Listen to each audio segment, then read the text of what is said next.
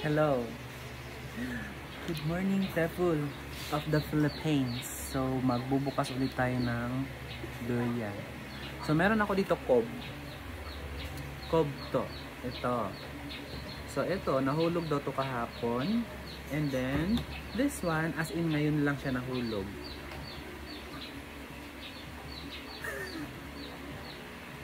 Ang bastos ng itsura mo. Diyan ka muna. Ito bubuksan natin kasi kahapon pa to.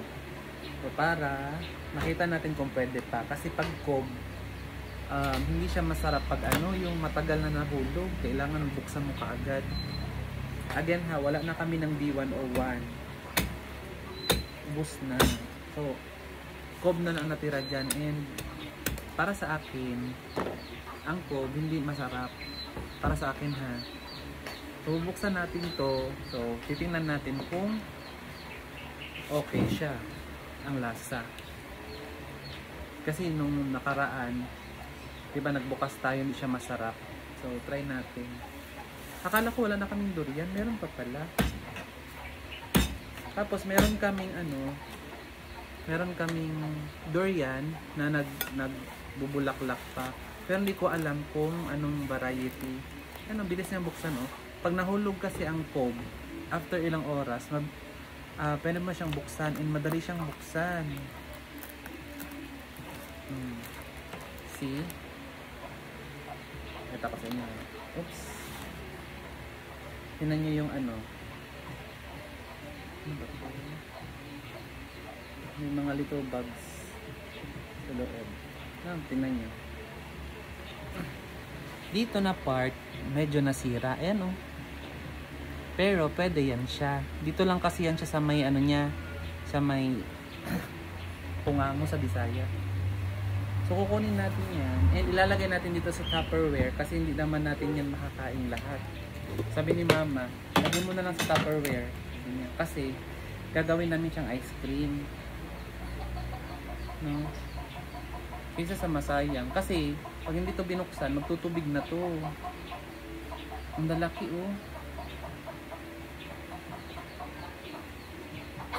Ang bango, grabe. Baka masarap to kasi mabango. Nung nakaraan kasi hindi masarap. Pero paano na siya malapit na siya magtubig. So ito, tatanggalin natin itong may red. Yan Hindi natin siya isasama. Yan. Tapos, lagay natin dito sa Naghugas ako ng kamay. Before ako naghugas ng kamay, tapos hinawak lang din sa dito sa durian. Anyway.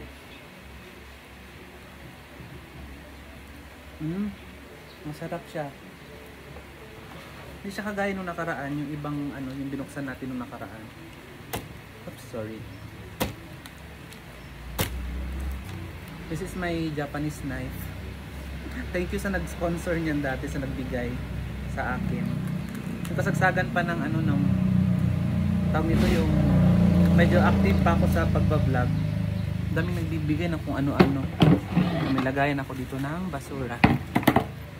Pa isang siya, isang tapunan. Yan. Ay. Then, sabi ko kay Mama, kung meron siyang milk, kasi may tindahan si Mama, diba? Meron daw siya, pero wala siyang evap. Sabi ko, sa sunod na, di ko alam kung meron siyang evap. Basta meron siya, condensed at saka ng, tawag nito, meron siyang condensed milk and meron siyang all-purpose. Yan lalaki Sabi ko, pag meron ka ng evap, tsaka tayo magawa ng ice cream. Pwede naman to i-freezer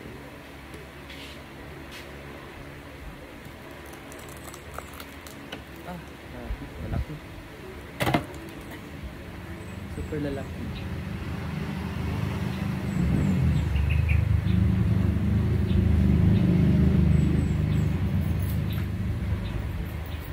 Lagyan ko pala to ng dyaryo para hindi magasgas yung table.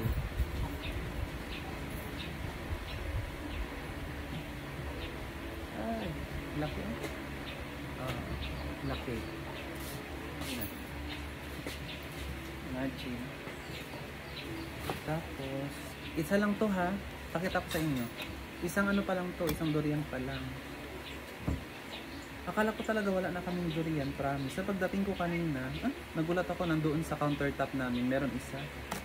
Tapos, nung pagkatapos ko mag-eat, tapos ko mag-breakfast, nag-ano si mama, umikot siya sa farm. Tapos yan pala merong na ano. Eto, hindi na natin to isasama kasi tinan nyo may damage doon. So, yung walang damage, ang kukunin natin, of course, no? Iwanan natin yung may damage. Yan. So, ito lang ang lalagay natin. And imagine, yan ito. Para hindi siya yan. Tapos lagyan natin dito sa tapunan ko. Yan. Tingnan nyo. Gaano kadami. Ang dami, oh. Isang durian lang. Diba? Super dami. Try natin.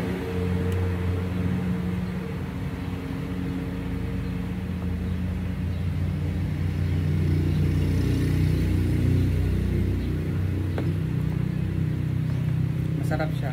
Diyan mo, makaubos na naman ako dito ng marami. Tsaka masarap ang durian pag malamig. No? Ito na siya ilalagay dito sa... Dalagay ko sana dito. Kaso baka hindi magkasya. So ito,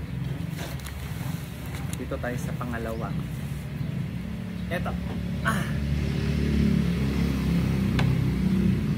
Ma, pwede na rin kuan, no? Kaning bago? Ma! Pwede na yung bago na hulog?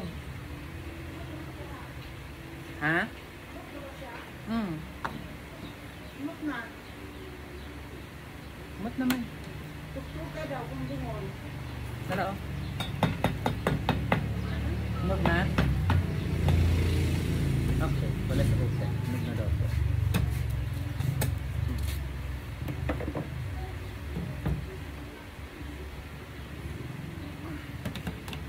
So, line. Hanapin ang linya. So,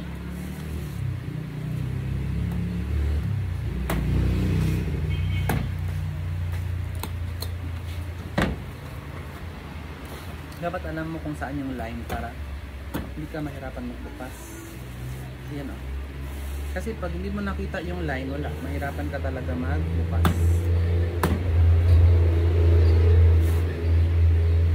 Ilagay ang linya dyan para guide mo. Ginawa yan ni Lord kasi may purpose yan. Pag hindi mo sinunod, hindi mo talaga siya mabubuksan. Ayan, oh, bukas na, oh. Siyempre ito medyo matigas ng konti because bagong hulog pa lang. Mas malambot ang skin pag bukas na siya actually. Ay, sorry. Hindi ka tamaan. Yan, oh. Tingnan nyo yung iba yung texture niya pag bagong hulog kaysa sa nahulog kahapon. So ito, kung napansin niyo, meron siyang itim. So hindi natin kukunin yan. Yan yung na-damage dito. So since marami, tingnan nyo naman yung laman, oh. Diba? Maano ka nito, yung malalasing ka sa sobrang ang laki, grabe. Sobrang laki, oh my god, like kasta tabal nga eh, Ilocano. See that, like, oh my god, see, oh my god, tingnan nyo, malalasing talaga kayo dito. So napatong natin yan dyan. Imagine ha, tsaka ibang texture niya. See dito, ay, di masyadong halata, no? Eto medyo wet na. Ito, medyo dry pa siya kasi bago pa. Ito yung ngayon, ito yung kahapon na hulog. So, saan natin itong ano? Sa mga hindi mahilig sa durian or ayaw ng durian, okay lang yan. Hindi naman kayo pinipilit na kumain ng ganito. So, sa mga may gusto, marami yata sa downtown, bili na lang kayo. No? Kaysa pumunta pa kayo dito sa amin. Tsaka, hindi din namin alam kung meron or wala. Sabi ko nga, hindi ko naman malalaman kung ano. Hindi ko man malalaman kung may mahuhulog na or bukas. Diba? So, pasensya. Sa mga may gusto, hindi ko talaga alam kung kailan yan mahuhulog. Kaya wag kayong magtatampo. Walang karapatang magtampo. Diba? Kasi hindi ko hawak ang buhay ng durian. Diyos ko po. Oh, tingnan nyo, laki.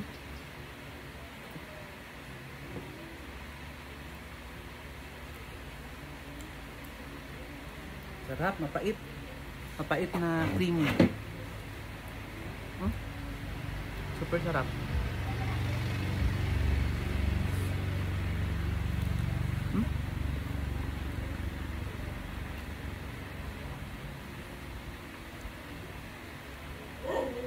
Bakit? Sa mata? No.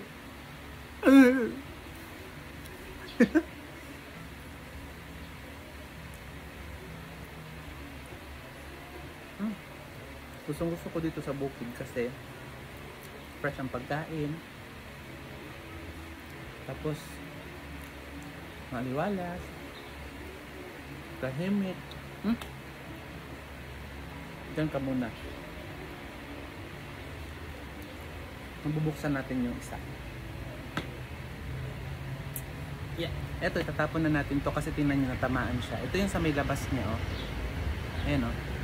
Kung natamaan yung laman. So, hindi na natin yan kukunin. Kasi baka iba ang lasa na yan. May asong gala. Shhh.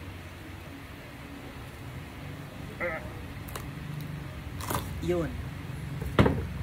So, tingnan nyo gaano kanipis ang balat. Ang laki nung ano, oh, nung lagay nung mismong durian. Yung laman niya sa loob. Then, eto yung mga puti, eto yung maliliit. Tinatanggal ko yan kasi hindi naman yan nakakain. Matigas tapos hindi masarap.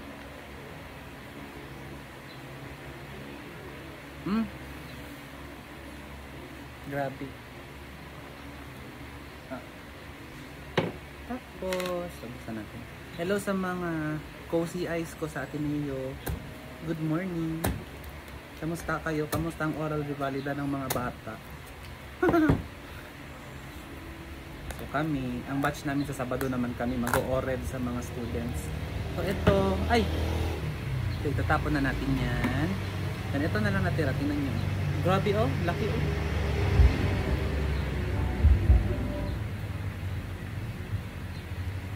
Diba?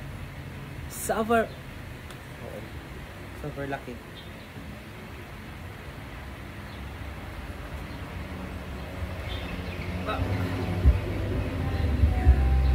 Sa mga hindi naniniwala, nandito ako sa bukid. Oh, ito na.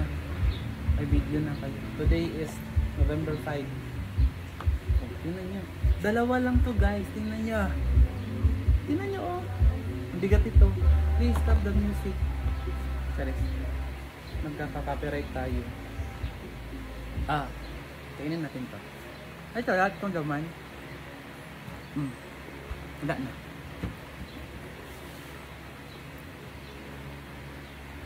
So itong table, magagasgas talaga yan. Kahit palagyan natin ng dyaryo kasi lulusot yung ano niya yung tinik. Tinik ba? Basta, yan o yung ano ng dulo yan. Lulusot pa rin yan dyan.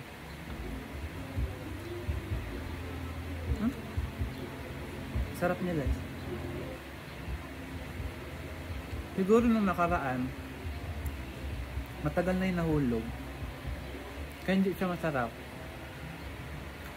Ito masarap.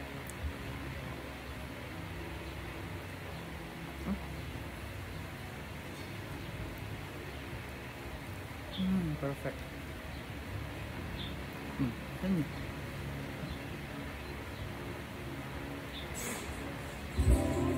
Ang ingay. Tapos usually dinidilaan ko yung pagkat. Ngayon dito natin i-ano. Hindi tayo magiging baboy for today's video. Hindi tayo magiging dugyot. Ang lalaki ng durian, grabe.